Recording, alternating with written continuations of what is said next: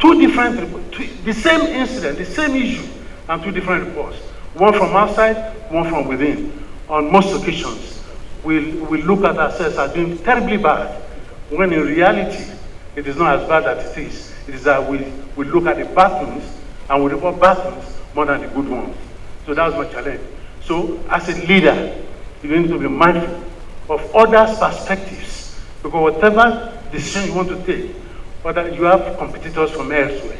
Secondly, it is not all that you read or see that is actually true. So you must have the mind to think through whatever you are seeing or reading. Essence is about leadership and strategic thinking. Next slide, please.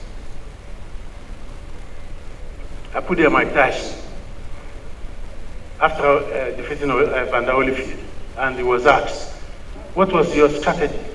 He said, and I quote, everyone has a plan until they get punched in the mouth. So you must be wary that there's somebody out there who will work against you. Whatever you do, as a strategic thinker, you must always have other people's perspective in whatever you do. And I put, those are the requirements. What do you want to achieve? Who is the adversary? What are you contending against? How or what are the ways? You must have the capacity and capability to do whatever you want to do, and the rest are there. Set of discussions we are going to have is what I call destination mindset. You know, if you leave this hall, you must have, where am I going? Are you going to Gwarimpa? Are you going to Mabushi? Are you going to Lagos? Are you going to Kaduna? You must picture where you are going.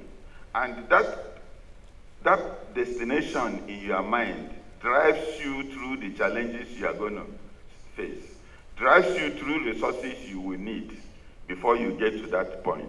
So those are the little things we must keep in your mind.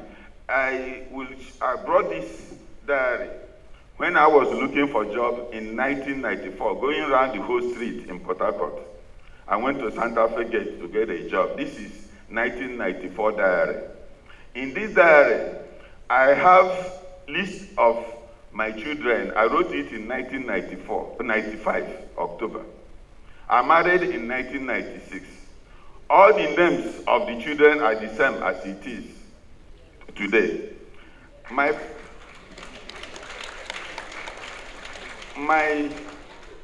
first daughter's name is Karen. For those who are Christian, after the tribulation of Job 42:14, God blessed Job with 3 daughters, Keziah, Jemima, and Karen Potiphar. My first daughter's name is Karen. So after all the tribulation I have gone through, I named my daughter Karen because Job didn't go through another tribulation. I have never gone through another tribulation. You know, while I was looking for a job for that 4 years, I had list of the companies I want to set. Person who have not gotten a job, you have a wife's name, you have children's name. That is what we are talking about, destination. That's where I wanted to go. I wasn't looking at my condition at that point. I was visualizing where I am going. And those places I visualized, I have arrived there. That's the story. While I was having breakfast, I can't remember the month, in 2013, I met Dr. Okorie. I told Dr. Okorie my story. He was shocked. He said I should put it in a book. I put it in a book. That's the book. So this whole story is all written in my biography. I am 61, going to 62 next year. Just to show you, whatever you are going through today, you think is a failure, you can redefine it to success and growth. And Nigeria is you, Nigeria is me. No Nigerians, no Nigeria. No Nigerians, no Nigeria. No Nigerians, no Nigeria. You see, Nigeria isn't geography. Nigeria is you. Nigeria is me. Nigeria is the mind that refuses to recycle excuses. Nigeria is the leader who thinks beyond 4 years into 4 generations. Nigeria is a citizen who transforms criticism into creativity and vision into victory. You know, nations are not built by just hashtags. And the future isn't just in Abuja, but in the mindset of every Nigerian who dares to design sustainable solutions. So I ask, what is Nigeria? You see, Nigeria is the canvas in chaos, waiting for strategy, for strokes of strategy. Nigeria is the riddle. Nigeria is the answer. Nigeria is that stage, a platform for minds ready to transform. Dear leader, reader, doer, builder, if we would think deeply, act wisely, and live boldly, we would realize that from this soil will sprout results that the world cannot ignore. So when asked what is Nigeria, I want you to come not just with complaint, but complain with unctions to function, with a transformed mind, with inspired results. So when asked, what is Nigeria? I want you not just to come with complaint, but complain with unction to function for a transformed mind with inspired results. To the transformed you, I ask, what is Nigeria? And for this, education and research is key. And it's an investment in the future of a nation or an organization. It should be considered as such, as an investment, not as an expense. My second message is that one of the secrets for prosperity of a nation, and one of the secrets of the nation that have been more successful in their development, is to empower women and girls.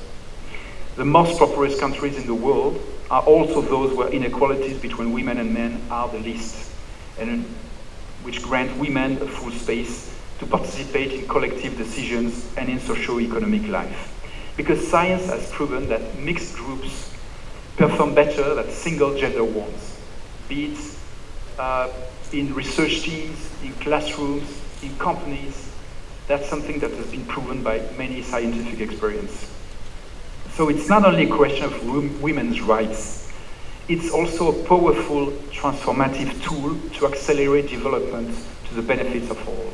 And nowadays, there's a very important debate ongoing in Nigeria, in the National Assembly, about the special seats bill, to make sure that women have more representation in the National Assembly. And I think it is a very important bill for the country, and it deserves support from everybody. Mass of leaders in private sector and public sector who are creative, who are visionary, who have a sense of duty and commitment to make a big difference for our great country. Nations of the world that have made great progress, there are nations of the world that have been able to invest heavily in the leadership capital of their citizens. And so if we have leaders who can think in a visionary way, leaders who are focused about the concept of service being not about self but about others. Leaders who can focus in generating value in the marketplace. Imagine a system where there's sustainable value generated in the marketplace. So what you have is that a lot of products and a lot of services will emerge in the Nigerian space. So what we're saying is that this conference is about equipping Nigerians to think differently, equipping Nigerians to go out there and be responsible and make the difference that this country needs, starting from their personal lives towards their own businesses, social enterprise, and government institutions. So right here in this hall is a representation of people across different segments of society, from paramilitary, military, non-profit sector to corporate Nigeria and public sector as well.